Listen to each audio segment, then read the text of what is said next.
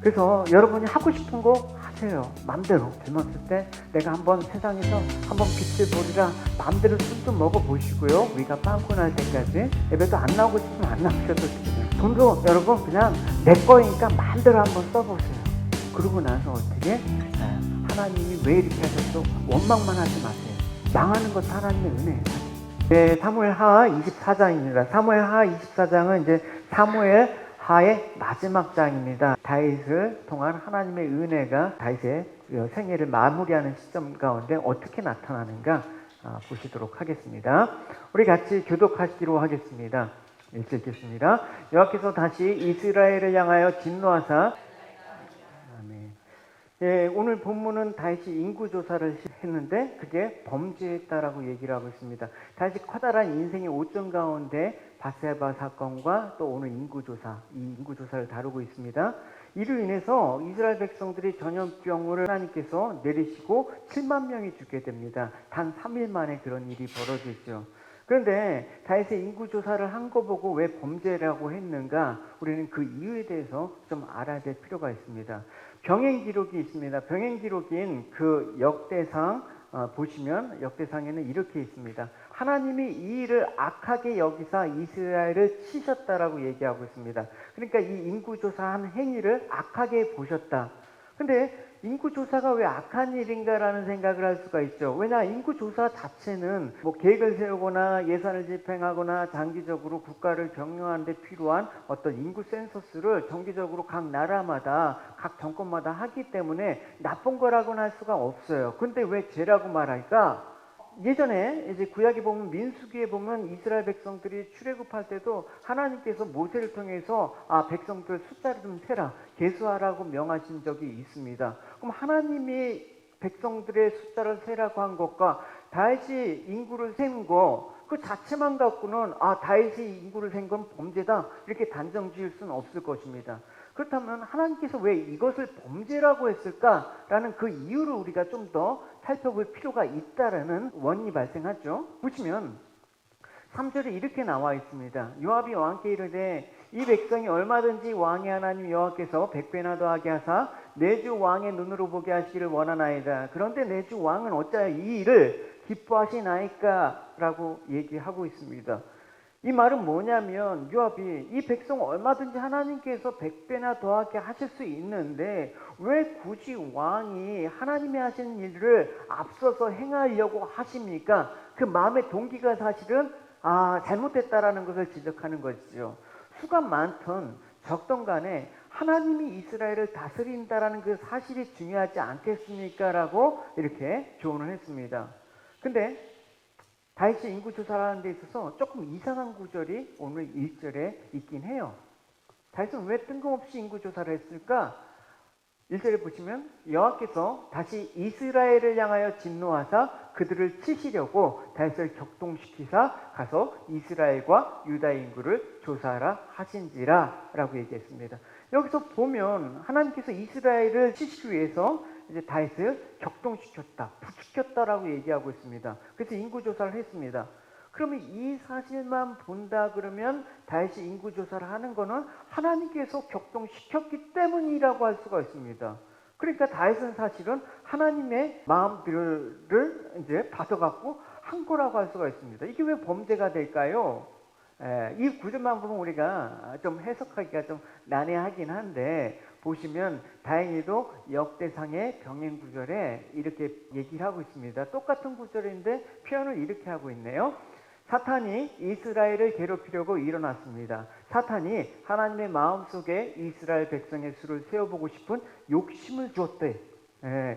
그래서 이게 오늘 말씀에서 하나님이 격동시킨 거, 또 역대기 기록에서는 사단이 부추긴 걸로 그렇게 얘기를 하고 있습니다. 그럼 내용이 다른 건가? 상반된 건가? 아니죠. 성경은 항상 일관성이 있죠. 그게 다른 내용이 아니라는 것입니다. 그러니까 사단이 다윗을 격동한 것을 하나님이 막지 않고 허용하셨다라는 그런 의미로 우리가 받아들이는 것입니다.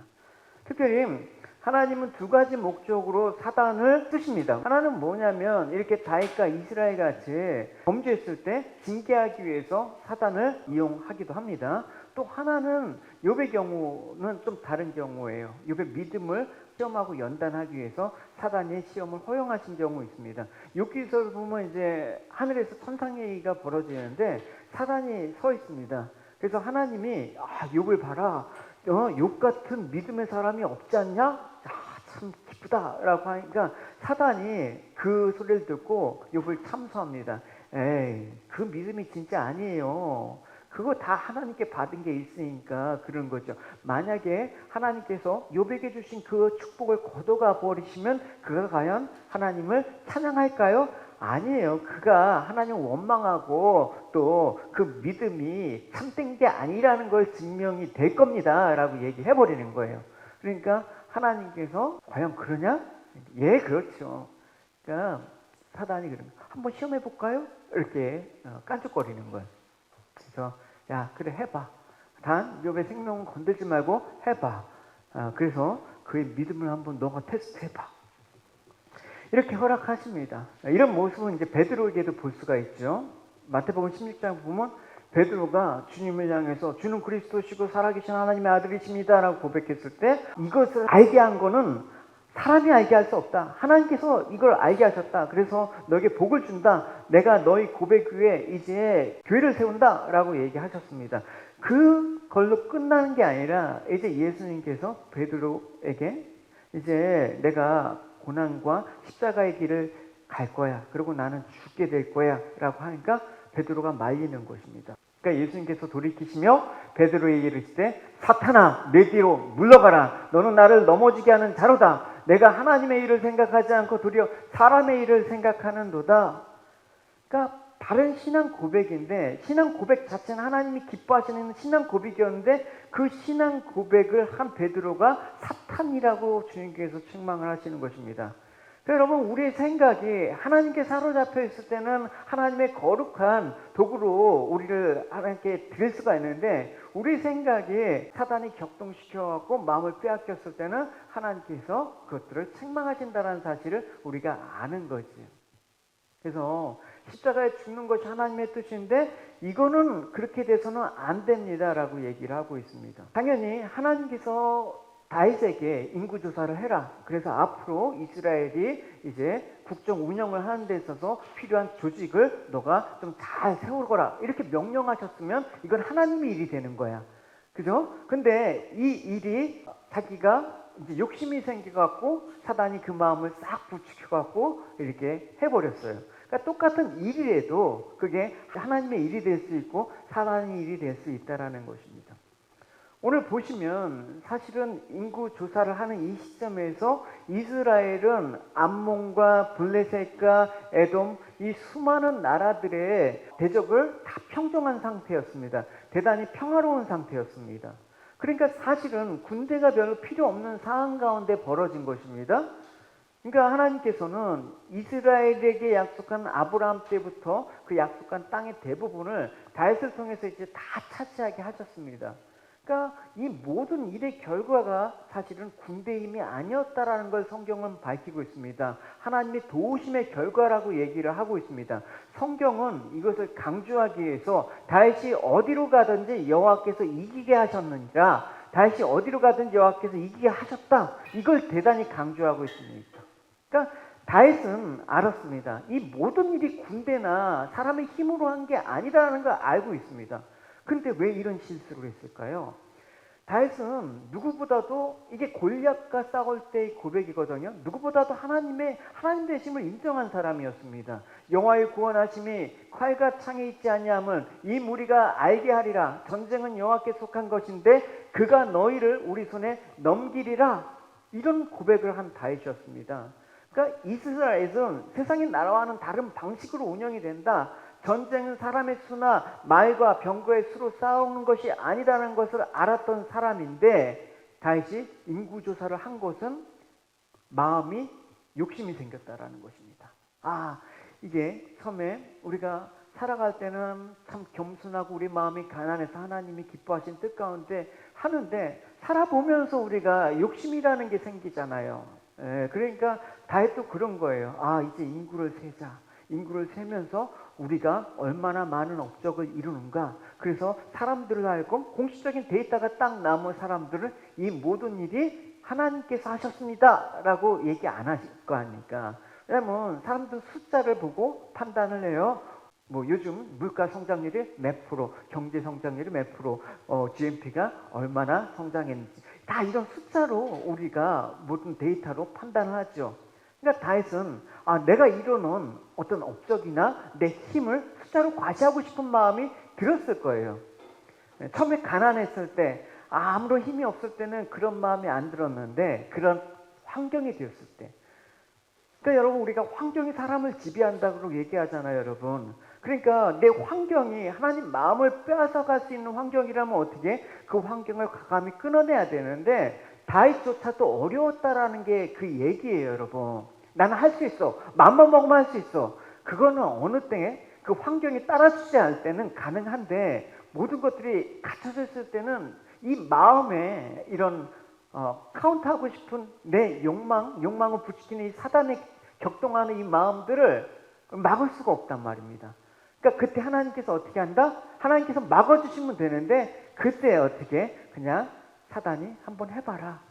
왜냐하면 그걸 통해서 자신의 믿음의 실체, 자신이 얼마나 연약한지 알게 하시기 위해서. 어쨌든 다시 이렇게 한 거는 야고보서 이렇게 얘기하고 있어요.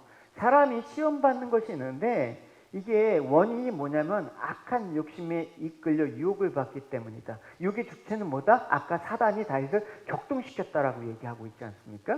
그래서 유혹을 받았을 때 그 욕심이 뭐를 낳는다? 죄를 낳습니다. 그래서 죄가 그대로 머물러 있지 않고 점점 자라서 죄를 통해서 죽음에 이르게 하는 거다. 모든 사람이, 우리에게 욕심이 없는 사람이 어디 있겠습니까? 살다 보면 욕심 없는 사람도 없고 욕심이 적어지지도 않아요. 욕심이 생겨요. 예전에 젊었을 때 욕심이 어떤 본인의 진로에 대한 욕심이 생겼다 그러면 이렇게 나이가 들면서 조금씩 달라요. 그래서 한 30대 때는 이제 좀 돈을 벌겠다라는 욕심이 생겨. 그 다음 40대부터는 어떻게 이제 그 돈을 갖고 내가 뭘 하고 싶은지에 대한 어떤 나의 플랜, 그런 거에 욕심이 생겨. 그럼 50대 때는 뭐가 생기냐면 이제 명예욕이 생겨. 그래서 남들한테 인정받고 싶고 권력이라는 것. 그래서 보통은 이제 그때 되면 이제 출마 이렇게 하지 않습니까? 그런 욕심을 향해서 이렇게 끌려가게 된단 말입니다. 근데 욕심을 여러분 방치하잖아요. 그럼 사단이 계속해서 부추겨요. 할 수 있어. 근데 그 결과가 어떻게 사망으로 된다니까. 그래서 인간의 사고방식은 결국 어떤 욕심에 이끌려요? 많아야 돼. 많은 거. 숫자로 그것들을 확인하는 공식적인 객관적인 지표라는 것을 사실 줘요. 그래서 그것을 보여준 게 다윗의 인구조사예요. 너가 힘있다라는 걸 인구조사를 통해서 과시를 한번 할 때가 되지 않냐? 다윗은 아마 이제 인생 말년이니까 이런 명예욕, 권력이라는 그 욕심이 아마 적어지진 않을 거예요, 여러분. 그래서 나이가 들면 여기 다듬어지고 겸손하다라고 얘기를 하는데 사실 안 그래요, 여러분. 제가 이런 말 할 수 있는 까닭은 제가 결코 30대, 40대에 비해서 인격이 좋아지고 성장하지 않았어요. 하나님의 은혜로 그냥 여기 서 있는 거예요. 어쨌든 사람의 사고 방식 자체가 계속해서 뭔가 과시하는 그런 욕심이 부추기는 방향으로 가는 거예요. 특별히 세상은 참 숫자에 민감하지 않습니까? 우리도 그래도 많은 거, 넉넉한 것이 낫지, 부족한 것보다는 낫지, 돈도 없는 것보다 있는 게 낫지, 이런 식으로 생각을 하지 않습니까? 그래, 여러분, 우리가 기도할 때 항상 뭘 기도하냐면 항상 주시옵소서. 하나님께서 주신 게 부족한 게 아님에도 불구하고 주시옵소서. 또 목회자들은 뭘 욕심을 많이 낼게요? 교회 사람 수. 이거 되게 넘어가기 쉬워요. 그러니까 그냥 사람의 수만 끌어들인다 그러면 어디서 그냥 이때 인문 철학 기복주의 상관없어. 사람만 많이 모이면 돼. 그래서 세상도 풍족해지기 원해. 그걸 우리가 하나님의 일을 할 수 있지 않습니까? 하나님의 영광을 돌릴 수 있다고 하지 않습니까? 그건 선동이야. 그래서 예배당도 우리가 좀 더 크게 짓고 작은 것보다는 많은 게 좋지 않습니까? 그래서 하나님이 하셨습니다 라는 것들을, 근데 그게 하나님이 하신 게 아니라 사실 마음은 내가 하고 싶어. 내가 이렇게 목회를 잘해서 내가 한 거라. 그걸 자랑하고 싶은 마음이 일도도 없을까요, 여러분? 저는 있다고 보는데요. 그러니까 사람 교인 수는 어떻게 돈을 헤아리게 돼. 그러니까 여러분, 우리가 나는 그와 상관없습니다라고 또 하면 안 돼. 우리에겐 누구나 욕심이 있기 때문에 경계하란 말입니다. 나는 그 자리에 안 가. 내가 왜 그런 할로윈 잔치 그런 자리에 가고 그런 막 광란의 막 그런 모습을 나는 그렇게 안 해. 모습만 다르지 우리도 죽음의 자리로 계속해서 욕심에 이끌려서 어딘가 가고 있단 말입니다. 그걸 돌이킬 수 있는 게 세상에 없다라는 거예요. 오늘도 예수 그리스도께서 나를 붙잡으시는 그 은혜가 없다 그러면 나도 그 자리에서 언젠간 죽는다니까. 그게 사망이라는 거 아닙니까? 누가 이 사망의 이런 짐을 벗을 수가 있겠습니까? 누가 이 사망의 음침한 골짜기에서 나를 끌어내릴 수가 있겠습니까? 아무것도 없어. 살아보면 아무것도 없어. 돈도 아니고 권력도 아니고 지인도 아니야. 아무것도 없단 말이에요. 그래서 제가 누구를 만나서 이렇게 얘기하다 보면 꼭 그런 질문을 받아요. 성경에 궁금합니다. 그런 질문을 받는 게 아니라 교인 수가 얼마죠? 몇 명이에요? 그거에 따라서 판단을 해버려. 그 목사를. 목회 잘하시네요? 이런 다이제 사고 방식이 우리에게는 다른 모습으로 계속해서 우리를 이끌어가고 있단 말입니다. 그럼 하나님께서 왜 사람의 숫자를 세하리라고는 하셨습니까? 그 의미를 살펴봐야 돼요. 하나님께서 사람을 수를 헤아리라고 한 그 경우가 2번 있었는데 여호와께서 모세에게 말씀하여 이르시되 내가 이스라엘 자손의 수요를 조사할 때에 조사받은 각 사람이 그들을 계수할 때에 자기의 생명의 속전을 여호와께 드릴지니 이는 그것을 계수할 때에 그들 중에 질병이 없게 하려 함이라. 무릇 계수 중에 드는 자마다 성소의 세겔로 반세겔을 낼지니 한 세겔은 20게라라. 그 반세겔은 여호와께 드릴지며 계수 중에 드는 모든 자 곧 20살 이상 된 자가 여호와께 드리되 너희 생명을 대속하기 위하여 여호와께 드릴 때 부자라고 반세겔을 더 내지 말고 강한 자라도 덜 내지 말지며 너는 이스라엘 자손에서 속전을 취하여 회막 봉사에 쓰라. 이것이 여호와 앞에서 이스라엘 자손의 기념이 되어서 너희 생명을 대속하리라. 여기서 여호와께 이스라엘 백성들이 숫자를 셀 때 생명의 속전을 내게 합니다. 이 속전이 성전세의 근거가 돼요. 그래서 이 생명의 속전은 반세겔인데 이 반세겔은 부자라고 해서 더 많이 내야 된다, 가난한 사람이라고 해서 더 적게 내야 된다가 아니고 반세겔로 딱 정해져 있습니다. 왜냐하면 이 생명의 속전이에요. 생명의 값은 같다. 근데 왜 생명을 대속해야 되냐? 여기서 보시면 속전이라는 개념 나오죠. 대속이라는 거, 이 속전과 대속의 개념은 히브리어로 말하면 덮는다라는 의미예요. 그러니까 생명 자체는 선한 게 아니다라는 거예요. 왜냐하면 생명은 인간이 범죄할 때부터 우리는 죄인으로 태어났단 말입니다. 그렇기 때문에 이 죄인된 상태의 생명은 반드시 사망으로 갈 수밖에 없어요. 그래서 이 사망으로 가는 이 죄인된 생명을 건지시기 위해서는 어떻게 그 생명의 값을 지불해야 돼. 그게 생명의 속전이에요. 그래서 이 백성의 수를 헤아린다는 말은 생명의 속함을 받아야 된다라는 것입니다. 그래서 그 생명의 속전을 드릴 때 뭐가 질병이 없게 하려한다. 이 질병, 구약에서 질병은 뭘 상징하냐면 사망을 상징하는 거예요. 그래서 사망의 증상들을 다 죄로 인한 그런 모습. 그래서 이 질병이라는 건 생명의 속전으로 말미암아 이 사망에서 건지는 역할을 한다라는 것입니다. 그래서 생명의 속전을 받은, 그러니까 예수 그리스도로 대속, 우리가 대속의 은혜라고 얘기하지 않습니까? 대신 주님께서 우리의 죄를 갚아주셨어. 그렇기 때문에 우리의 생명은 그때부터 귀한 게 되는 거야. 그러니까 이 덮어주시는 은혜가 없이는 그 아무런 인생의 가치가 없다라는 것입니다. 성경 분명히 얘기하고 있습니다. 너희는 인생을 의지하지 말라. 그의 호흡은 코에 있어서 샘할 가치가 어디에 있느냐? 샘할 가치조차도 없는 게 인생의 모습이다. 왜냐하면 우리는 죄인이기 때문에 그 태어난 자체로 죽을 수밖에 없는 운명적인 결과를 안고 살아가기 때문에, 근데 그 상태에서 내가 힘과 능력만 믿고 살아가고 누가 나를 도와준다. 나는 누군가에게 빽이 있어. 나는 대통령 빽이 있어. 뭐 이런 걸로 내가 뭔가를 할 수 있다고 생각하는 자체를 뭐다? 그걸 죄라고 얘기하는 거예요. 그래서 생명 그 자체는 존귀하죠. 근데 어떤 생명? 대속받은 그 생명. 할렐루야. 그래서 생명의 속전이 필요하다는 것입니다. 그래서 하나님께서 그 생명을 속한 그 속전을 하기 위해서 백성들의 수를 세라. 내 자녀가 하나도 그 생명의 대속의 은혜에서 빠지지 않기 위해서 하나님께서는 우리의 머리카락 하나라도 치는 분 아닙니까? 그래서 우리가 멸망받을 수 없는 우리를 위해서 생명의 속전으로 드린 분. 우리가 속전이라는 개념은 구약에서 이렇게 정해졌지만 이제는 우리의 생명의 속전을 위해서 값을 지불하신 분이 있어요. 우리를 대신해서 누가 지불하셨습니까? 예수 그리스도께서 자기 몸으로 십자가에서 대신 죄값을 지불해 주셨어요. 그래서 예수 그리스도가 지불한 그 근거를 갖고 우리는 대속의 은혜를 입었다라고 얘기하는 거예요, 여러분. 그죠? 그래서 생명의 속전을 드린 그 예수 그리스도의 은혜를 덧입지 않고는 누구라도 구원을 받을 수 없다. 누구라도 이 죽음에서 벗어날 방법이 없다. 이 땅에선 이 사망이라는 이 결과를 벗어나고 역행할 사람이 아무도 없다라는 것을 성경은 얘기하고 있습니다. 그러니까 여러분 도처에 세상 가운데 죽음의 소식을 들을 때마다 여러분 어떻게 예수 그리스도께서 나를 살리셨습니다라는 감사가 나올 수밖에 없는 거예요, 여러분. 이 시대를 살면서 여러분.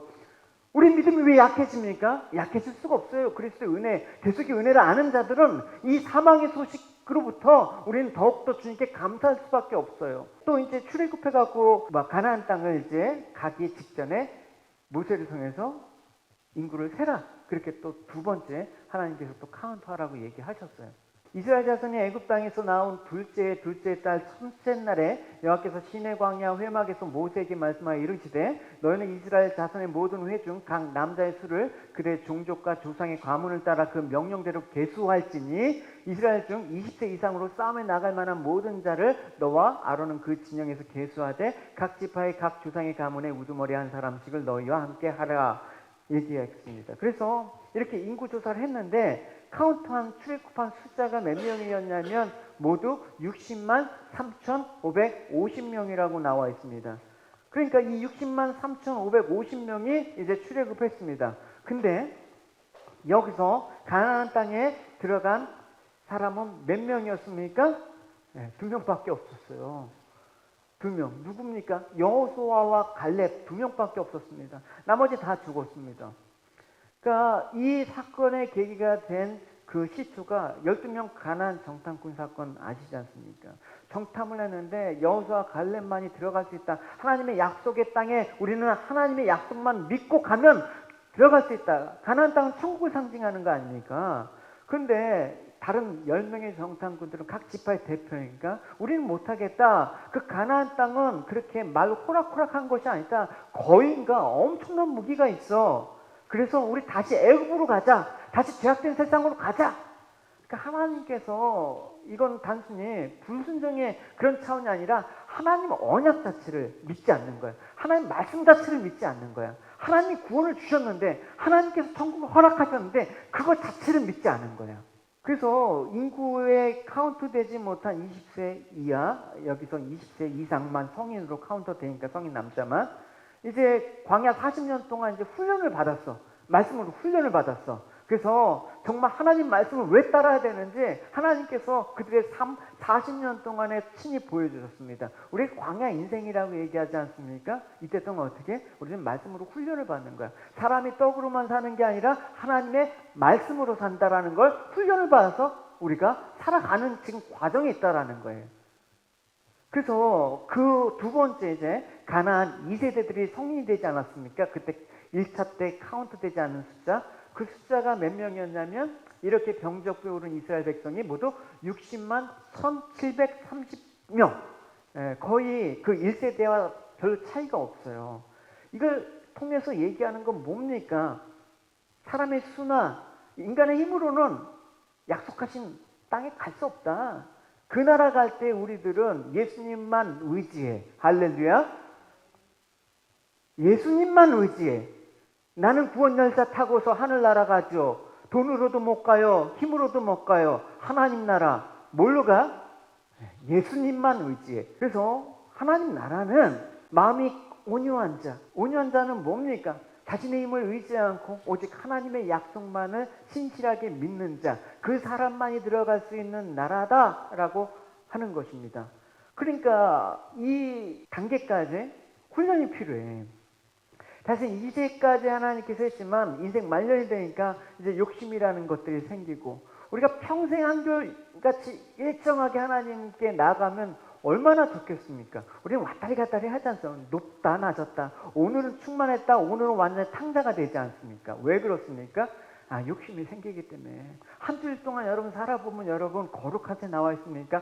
온갖 세상의 때와 오물, 못 볼 거, 보지 말아야 될 거, 안 들어야 될 거, 온갖 오물 쓰레기를 다 갖고 이때 지금 이 자리에 나와 있잖아요, 여러분. 오늘 아침만 해도 애를 그냥 잡아갖고, 그냥 남편을 잡아갖고, 아내를 잡아갖고, 여기 아무렇지도 않은 것처럼 온 사람이 있어. 그러나 이럴 때 어떻게 합니까? 내 모습 이대로, 내 욕심에 의해서 살 수밖에 없는 내 모습 이대로 하나님 나옵니다. 그래서 다윗이 이런 마음이 들었을 때 사실 회개를 했으면 좋았는데 그 회개가 잘 안 돼요. 그러니까 요압이 반대에서 불구하고 인구조사를 강행히 하는 거예요. 4절에 보면 왕의 명령이 요압과 군대 장관들을 재촉한지라 요압과 사령관들이 이스라엘 인구를 조사하려고 왕 앞에 물러났다. 그러니까 인구조사를 해! 하라면 해! 말이 많어! 이렇게 부추기는 거예요. 그러니까 인구조사를 했는데 전쟁에 출전할 수 있는 숫자가 몇 명이었습니까? 8절과 9절 우리 같이 읽어보겠습니다. 그들 무리가 국내를 두루돌아 9달 20날 만에 이르러 요압이 백성의 수를 왕께 보고하니 곧 이스라엘에서 칼패는 담잠자가 80만 명이요 유다 사람이 50만 명. 그러니까 인구조사를 했는데 이스라엘 사람 중에 80만, 유다 사람 중에 50만, 도합 130만 명이 있어요. 이야, 대단한 군대예요. 근데 이 인구조사가 무려 9개월하고 20일 걸쳐서 진행을 됐대요. 그러니까 거기에 소요된 경비와 인력이 얼마나 만만치 않았겠습니까? 근데 이 조사 결과가 결국 유행했느냐? 그렇지 않았습니다. 결과적으로 본다 그러면 요압이 불만을 얘기했어요. 저도 성경 공부한 지체들 보면 요압이 어떤 사람인지 또 지난 시간에 얘기했기 때문에 여러분 어느 정도 아시리라고 생각합니다. 요압이 다윗의 명령에 불만을 품었습니다. 그러니까 제대로 카운터를 안 했죠. 숫자가 허수였다라는 거 정확하지 않았습니다. 왜냐하면 이렇게 얘기합니다. 그러나 요압은 다윗의 왕의 명령을 못마땅하게 여겨 레이지파와 베냐민 지파의 수는 계산하지 않았다. 그러니까 인구 조사를 정확하게 하지 않았으니까 인구의 실체를 파악할 수 없고 그로 인해서 결국 얻은 소득은 없었고 그로 인해서 결국 자신들의 죄악만 드러났어. 그로 인해서 하나님께서 그들에게 벌을 내리셨어. 이 결과가 별로 좋지가 않습니다. 그러니까 여러분 우리가 하나님의 뜻을 떠나서 내가 어쨌든 해보자. 그 일이 잘 되리라는 길은 일단 접고 하십시오. 여러분. 내가 이름에도 불구하고 하나님께서 도와주십시오라고 그런 기대는 여러분 하지 마시고 해보십시오.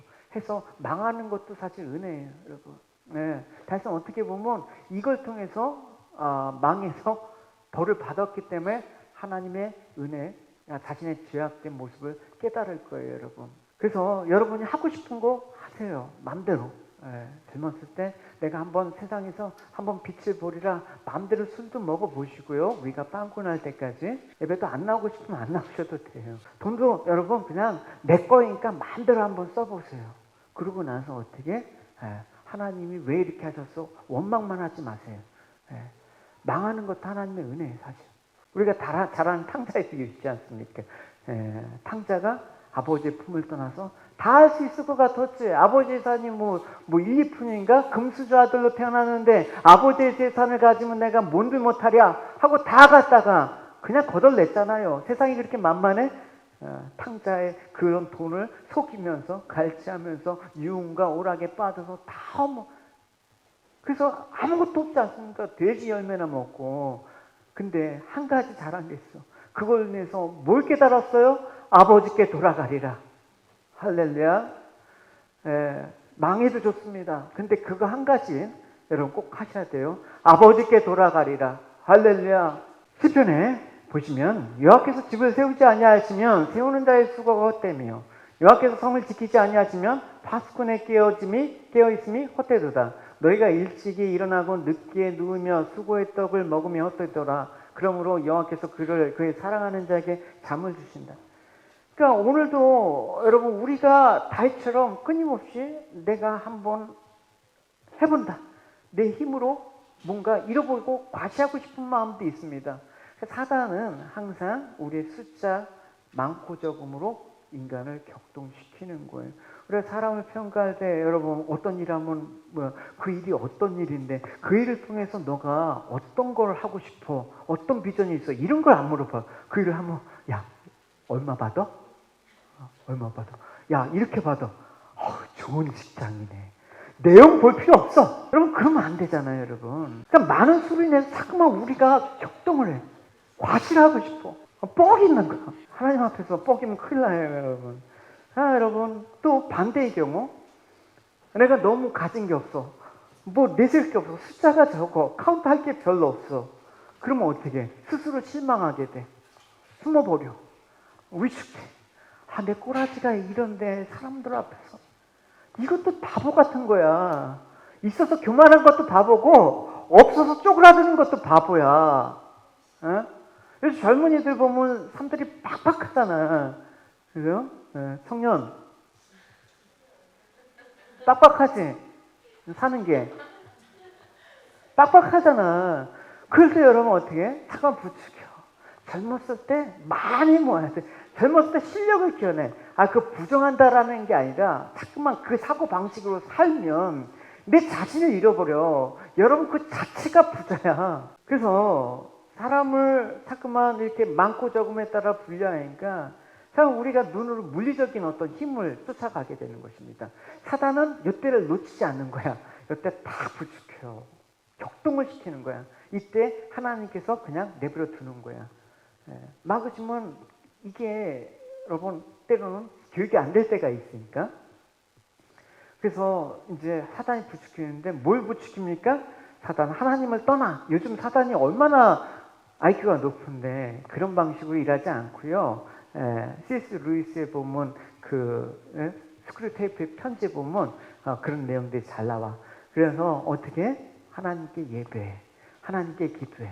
근데 구할 때 이렇게 구해. 숫자를 많이 달라고, 좀 힘 좀 많이 달라고, 복내려 달라고. 그럼 하나님께서 너를 얼마나 사랑하시는데 이런 식으로 격동시켜. 하나님 그래서 저에게 힘을 주십시오. 하나님께서는 우리에게 힘을 빼는 방식으로 일하고 싶은데 자꾸만 힘을 달래. 그러면 그 방향성이, 그 신앙, 그 믿음의 방향성이 온전할까요? 건강할까요? 아니죠. 그래서 교회가 병드는 거야. 그래서 다윗의 범죄를 알고 우리가 배울 것은 뭐냐? 숫자를 바라보지 마라. 수의 많고 적음으로 바라보는 게 아니다. 그걸 하나님의 복으로 가늠하지 마라. 그 세상적인 평가 방식으로 쓰게 하지 말아라. 그건 하나님의 진노만 쌓을 뿐이다. 세상은 잘 되는 것으로 평가하지만 성경에 있어서 잘 되면 뭐다? 하나님과의 깊은 관계에 빠지는 것 잘 된다라고 얘기하는 것입니다. 할렐루야. 마태복음에 보면 주님께서 두세 사람이 내 이름으로 모인 곳에 내가 그들과 함께 있을 것이다 라고 얘기하고 있습니다. 이게 교회 아닙니까? 인간적으로 이제 생각해 보십시다. 1000명이 모이는데 예수님이 함께 하지 않는 거. 근데 두세 사람이 모여갖고 볼품이 없는데 예수님이 함께 한 거. 여러분은 어느 걸 선택하시겠습니까? 물론 후자를 선택하겠죠.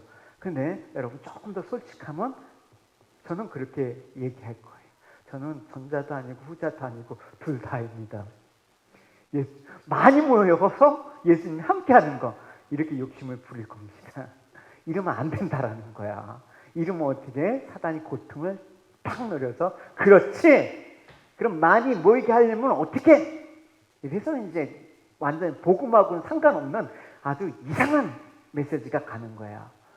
내가 기도하면 허리케인도 바꿀 수 있어. 뭐 그런 식으로 되는 거야. 내가 기도하면 이빨에 금이 돼. 다 그러면 이제 선동하기 쉬운 거죠. 그러니까 여러분 우리가 이건 나하고는 상관없는 일이라고 생각하시면 안 돼. 나도 그런 욕심에 의해서 얼마든지 죄를 범하려. 그래서 이 다윗과 같은 죄를 범할 수 있다는 사람이라는 걸 언제나 여러분 경계해야 돼. 사실은 1000명이 모임에 예수님이 함께 한 것이나 두세 사람이 모이는 곳에 예수님이 함께 하시는 거나 생명에 있어서는 차이가 없다. 본질적인 것에는 차이가 없다. 그래서 한 명이든 두 사람이든 그게 중요한 게 아니다라는 거예요. 사람의 수가 중요한 게 아니다. 뭐냐? 그리스도가 함께하는 모임이냐가 중요하다. 할렐루야. 교회는 살아계신 예수님께서 머리가 되시고 그 예수님이 우리와 함께 하심을 고백하는 곳이 교회 아닙니까, 여러분? 그러니까 한 주를 예배드려도 예수님의 살아계심을 고백하는 그 예배가 하나님께서 기쁘게 받으시는 산 제사가 되는 거야. 할렐루야. 우리가 수에서 자유로울 수는 없어요. 항상 수에 대해서 민감하긴 해요. 우리 욕망이 자꾸만 우리를 격동시켜요. 늘 다윗의 인구조사와 같은 마음이 우리 안에 있다라는 거 여러분 항상 명심해요. 없다라고 하면 큰일 나. 있다라고 명심해야 되는 거예요. 그래서 항상 비교하게 하고 열등감을 느끼게 하고 그렇게 하지 마십시오, 여러분. 그렇게 하면 예수님께서 구원하신 그 은혜가 값이 없어지잖아요, 여러분. 그 구원의 은혜는 뭐가 돼? 천하보다도 귀하다고 여기시는 주님의 마음은 뭐가 돼? 주님을 무시하는 거 아닙니까? 다윗도 예 없이 이런 죄를 짓고 맙니다. 말년에. 모든 것들이 다 평안해질 때. 그래서 늘 한결같은 마음으로 하나님 앞에 겸손하게 주만 의지합니다 라는 고백을 여러분 하셔야 되는 것입니다. 다윗은 하나님이 평생 함께한 사람이니까 그걸 알았어요. 이게 하나님이 기뻐하지 않는 거구나. 하나님께 죄를 짓는 거구나 알았어요. 그래서 다윗이 백성을 조사한 후에 그의 마음에 자책을 했대. 다윗이 여호와께 아뢰되 내가 이를 행함으로써 큰 죄를 범하였나이다. 여호와여 이제 간구하옵나니 종의 죄를 사하여 주옵시고 내가 심히 미련하게 행하였나이다. 하나님께서 이렇게 격동시켜서 한 일에 대해서 금방 즉각적으로 회개를 하였다라는 거. 근데 이 다윗의 범죄에 대해서 하나님께서는 어떻게 없던 걸로 하지 않아요. 왜냐? 그걸 통해서 반드시 깨닫게 해주겠어요. 이건 다윗의 범죄뿐만 아니라 이스라엘에게 진노하셨다라고 얘기했습니다. 그러니까 이스라엘에게도 이것들을 깨닫게 해주셔야 되는 것입니다. 그래서 이 회개한 이후에 갓 선지자가 다윗에게 하나님 말씀을 대언하는 거예요. 세 가지 재앙이 있는데 한 가지 선택하십시오, 왕이요. 이렇게 같이 다윗에게 가서 말했습니다. 이 세 가지 중에 하나를 고르십시오. 왕과 왕의 땅에서 7년 동안 감을 드는 거 한 가지, 아니면 왕의 원수가 왕을 3달 동안 뒤쫓는 거, 그 두 번째, 그것도 아니면 왕의 나라에서 3일 동안 전염병에 두는 거, 그게 세 번째입니다. 그래서 잘 생각해 보시고 어느 거 받을지 저한테 얘기해 주십시오. 이렇게 얘기한 거예요. 예. 그래서 다윗이 선택한 건 3일 동안 온 나라에 전염병이 도는 거예요. 그로 인해서 7만 명의 이스라엘 백성들이 죽어나가는 거야. 그러니까 죽어가는 백성들의 모습을 보면서 다윗은 어떻게 합니까? 자신의 심정이 이제 고백되는 거예요. 다윗이 백성들을 친 천사를 보고 여호와께 말씀드렸습니다. 제가 죄를 지었습니다. 제가 잘못했습니다. 하지만 이 백성들은 양처럼 저를 따르기만 했습니다. 그들은 아무 잘못이 없습니다. 저와 제 아버지 집안만 벌해 주십시오. 내가 죽어야 마땅합니다. 저들은 죄가 없습니다. 스테반이 마지막에 죽을 때 하는 그 고백과도 같지 않습니까? 하나님의 사람의 그 진정한 회개의 모습. 결국 하나님께서 다윗의 범죄를 그냥 두고 보셨고 방치한 것 같은데, 그래서 사단의 시험을 허용한 것 같은데, 하나님께서는 다윗을 결국 이런 하나님의 마음을 아는 사람으로 만들기 위해서 이 모든 것들을 인도하셨다. 할렐루야. 그래서 하나님께서 다윗에게 이 전염병을 그칠 수 있는 방법을 알려주셔. 그럼 방법이 있다. 뭐냐? 쭉 이제 아리오나 타작마당 이야기 스토리도 긴데 결론만 말할게요. 그 속에서 여호와를 위하여 제단을 쌓고 번제와 화목제를 드렸더니 이에 여호와께서 그 땅을 위한 기도를 들으시고 이스라엘에게 내리는 재앙이 그쳤더라.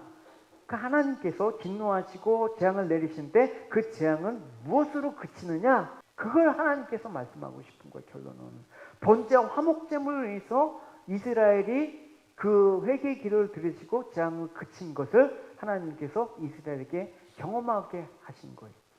그래서 그 마음들은 어디에 가 있습니까? 용서와 긍휼이 흐르는 주의 제단. 그래서 화목제물과 번제물로 바쳐진 그 제단에 가 있을 것입니다. 여러분, 이게 신약에서 뭔지 우리는 알고 있지 않습니까? 화목제와 번제물로 오신 예수 그리스도께 우리가 마음이 끌리도록 하나님께서 인도하십니다. 나의 마음이 끌리도다. 험한 십자가를 내가 사랑함은 내가 죽도록 충성하리. 마음이 끌리게 하는 거야. 우리가 세상에 막 살고 싶은데 이제는 하나님께서 우리 마음들 날마다 예수 그리스도의 십자가로 이끌어 가시기 때문에 우리가 지금 이렇게 은혜로 산다라는 거예요. 그래서 이런 마음을 가져야지 우리가 독생자 예수 그리스도를 내어주신 하나님의 마음을 알아. 저 때문에 저 죽어가는 사람들, 내가 복음을 전하지 않았기 때문에 죽어가는 저 사람들, 내가 저들을 위해서 기도하지 않았기 때문에 죽어가는 저 사람들, 이런 마음이 생기는 거예요. 맨날 남 탓해. 예. 아, 전에 정권은 저러지 않았어. 저 사람 때문에 저랬어. 맨날 남 탓만 해. 그건 지도자가 아니야, 여러분. 제가 부족합니다. 여러분 도와주십시오. 하나님 도와주십시오. 다시 인구조사를 통해서 우리에게 우리 마음의 욕망의 시대를 보게 되는 거야. 이 욕망에서 벗어날 수 없는 나를 이 세상 가운데 구출해 주셨다. 할렐루야. 주 하나님 독생자 예수, 날 살리신 그 은혜 놀랍습니다. 이것들을 날마다 묵상해야 되는 거예요. 할렐루야. 다윗의 시편, 이와 관련해서 이 다윗의 시편의 고백을 여러분 들어보시면 이래요. 많은 군대로 구원 얻을 왕이 없으며 용사가 힘이 세어도 스스로 구원하지 못하는도다. 구원하는 데는 군마는 헛되며 군대가 많다 해도 능히 구하지 못하도다. 여호와는 그를 경외하는 자, 곧 그의 인자하심을 바라는 자를 살피사 그들의 영혼을 사망에서 건지시고 그들이 굶주릴 때 그들을 살리셨도다.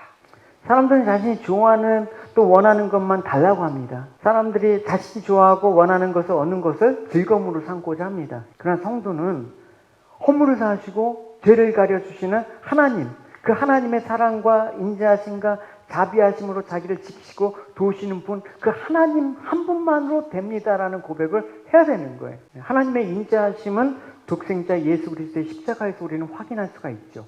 이 세상에서 예수님의 십자가가 세워짐으로 세상은 정의와 공의를 사랑하시는 하나님의 인자하심으로 충만하게 된 것입니다. 이 하나님의 사랑에 무릎 꿇을 수 있는 사람이 바로 자신이 무거운 죄를 바라보는 성도인 것입니다. 이 무거운 죄의 짐을 덮으시고 가리우신 하나님의 사랑이야말로 말할 수 없는 은혜임을 알기에 우리는 그 인자하신 하나님으로 인해서 즐거워하지 않을 수가 없는 것입니다. 여러분, 이런 고백이 여러분에게 있길 바랍니다. 오늘부터 내일부터는 이렇게 주님 때문에 우리가 기뻐하고 즐거워합니다. 할렐루야. 바로 다윗의 고백이에요. 들어보겠습니다. 주님 때문에 우리가 기뻐하고 즐거워합니다. 그것은 주의 거룩한 이름을 굳게 믿기 때문입니다. 여호와여, 우리가 주께 우리의 소망을 둡니다. 주님의 변함없는 사랑을 우리에게 베풀어 주소서. 여러분, 우리의 신앙의 감격과 감사는 하나님의 어떤 분이신가를 알게 됨으로써만이 가능한 것입니다. 오늘 다윗의 인구조사를 통해서 내가 어떤 존재인지, 하나님이 누구이신지, 어떤 뜻으로 내게 행하시는 분이신지를 알게 되길 원해요. Through David's census today, I want to know who I am, who God is, and what will He do for me. 그래서 여러분들이 날마다 욕망에 이끌려 죄를 짓게 되고 사망에 이르게 되는 우리의 영혼을 건지시는 하나님만을 바라보시길 원합니다. 할렐루야.